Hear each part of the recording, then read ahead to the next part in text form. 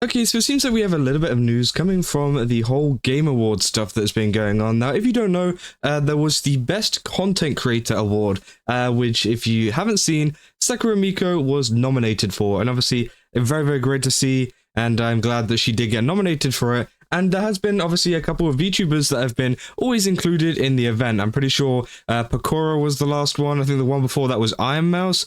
So again, it's really great to see that, they have been including them within the Game Awards and the content creator sphere. But if you guys saw the Game Awards, then you guys would know, exactly the turnout of this. Sakura Miko unfortunately didn't win, but honestly, I think that's okay. I don't think she was super bothered by it, and Moist Critical actually ended up winning, who also wasn't super bothered by it. If you guys have seen the clip going around, he literally just goes, oh, he's going like, anybody but me, please, anybody but me. And then he's like, oh, okay, thanks, guys. Like, that was about it, right? And so, again, I thought it was pretty funny. And obviously, we avoided the start of World War III with the Burnt Peanut also missing out as well. I honestly think if he ended up winning that, I don't even know what would have went on over on Twitter. I think it would have been an absolute war zone. But obviously Moist Critical ended up winning it. Obviously, well-deserved. He makes great content. But yeah, Sakura Miko missed out, but that isn't the only thing that people are talking about in regards to the Game Awards and Hololive and VTubers in general, right?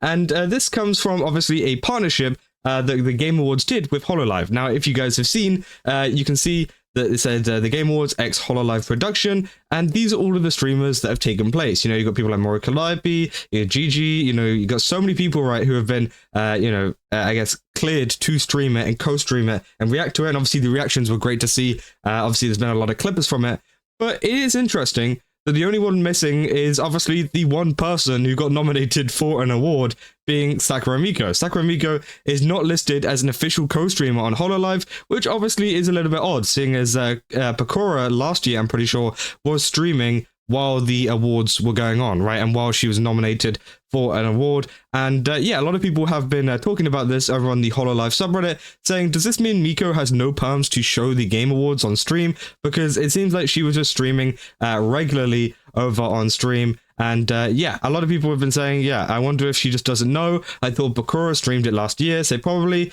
some audio from the TGA is leaking on her POV. They say Ollie is showing it live right now, as is Bibu. They said both of them were official co-streamers. It would have been weird if they didn't show it live. Now, again, I didn't actually see the full stream, but I'm pretty sure she was still watching the actual TGA stream, as they're saying some of the audio was actually leaking on her point of view. But again, I don't know. Obviously, I do think maybe it is due to do with a permission thing, because some people are saying in the replies here, saying she said that she never received a response to her request, but it's possible she just submitted it at the last minute. I don't think she places much value on this. I think that's a healthy mindset for these awards. And yeah, I do think it is a little bit odd though. I think that, obviously, if you're doing an official Hololive collaboration, they probably should have made sure that, the one Hololive member that they have, kind of nominated for an award gets to co-stream it, right? Like they make sure that they are on that list, and they make sure that they are able to, even if they do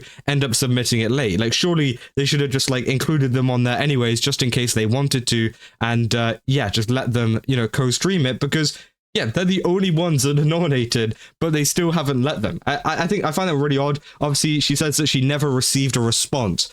So yeah, that probably could be because it was too late. I don't think there was really a specification on how late she submitted it or anything like that. But again, I do find it kind of odd, right? Even if it is late, you should make sure all of your kind of nominees that are, not actually attending the awards itself are able to co-stream it and just double check with them that there isn't any final kind of changes. But, maybe it was something else that was kind of going on. And yeah, as some people are saying, maybe she doesn't put too much value on it, so she doesn't care too much. Saying some EN and ID members are official co-streamers to the event. I assume the rest aren't official, so they can't show it on stream on their end. Said, no, I don't think that's it, because Armis was able to show it. She just might have been unsure and was being extra careful, which, yeah, could also be the case. Maybe is due to the fact of, I'm pretty sure you're allowed to react to it. Like, you're allowed to react to the streamer awards or whatever, but I think due to the official co-streamer partnership that the Game Awards was doing, I think it did kind of confuse Miko a little bit on whether she could actually do it or not, because, you know, obviously these are the official partners, and if they go and watch her instead of the official partners, you know, as a part of Hololive or whatever, right, then it could look a little bit odd, and maybe that could look a little bit bad. So maybe that's why she decided not to, because you're allowed to, you know, react to it. You're allowed to stream it and do it yourself. You know, I had friends who were streaming it during it going on, right? They're not official partners or anything with the Game Awards. They were just watching the event. So I do think it might have been just a miscommunication in terms of the partnership and what she's allowed to do. They said, I saw Fubuki watching Miko watch it, but Fubuki removed the video. At least when I clicked on the notification for it, it said she did. So Fubuki ended her live stream because Miko woke up. Said it was because it wasn't that long since Fubuki opened the stream when Miko woke up and started hers. So yeah, obviously she overslept a little bit. That it does say on their website that it is free to stream though, which yeah is true, but they're saying it's just the JP side and cover of things that might not really like someone mirroring someone else's stream without explicit permission. It has been made with many Western games that are fine their game stream, with their game streamed, but until they explicitly say, yeah, you're okay to stream it to Cover's request, Cover still didn't dare to stream the game. Edit, although for Miko and Fubuki's case, they probably don't know to what extent the co-streaming rights entails to, which yeah, I do think, I think it's something more to do with the partnership itself with the Game Awards. I think that obviously because they have these specific streamers that are partnering with Hololive that are, you know, obviously going to be the ones that are streaming it, maybe they thought like they weren't allowed to because these specific Hololive members were. So yeah, that's probably the case. But again, even if she's going to go live and watch it in the background anyways, I don't think it really makes a difference at that point. But say, it'd be kind of funny if game dev have a universal blanket terms for streaming their games, including a link to a PDF via legal document on their official website, but state that all inquiries into perms will be denied out of principle. They say the Game Awards had a system to send emails to people who applied that explicitly said, you're approved to co-stream in big all caps text. They also apparently gave out asset kits, including OBS overlays and that said official co-stream, like others have pointed out. There were other Holo Pro talents who streamed it despite not being advertised by TGA. So there was other Holo people who have been, you know, kind of, you know, streaming it and reacting to it. But I guess maybe it was just a bit of confusion, or she didn't know that she could apply or whatever.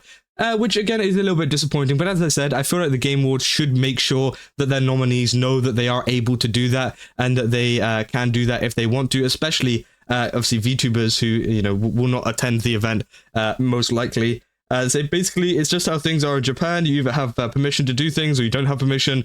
No gray area and the fair use thing. Even if it's free to stream, Cover would rather play it safe than seek permission. Which again, obviously some people speculating that maybe it was a Cover decision rather than Miko. Again, it could be anything, right? They say, I think it was because Hololive has already got official dedicated streams that have been organized with the talents already, which yeah, I do think is true. So Cover announced that they've gotten co-streaming rights. They said only to some talents though, which yeah, it is kind of weird. Obviously some people are saying, and I do think it is odd that, you know, they didn't make sure that Miko had the correct permissions and the correct stuff to stream, even if it, like, I'm not even like blaming the Game Awards so much, even if like Cover just kind of like double checked and made sure like, hey, you've got streaming rights for this because you are nominated, right?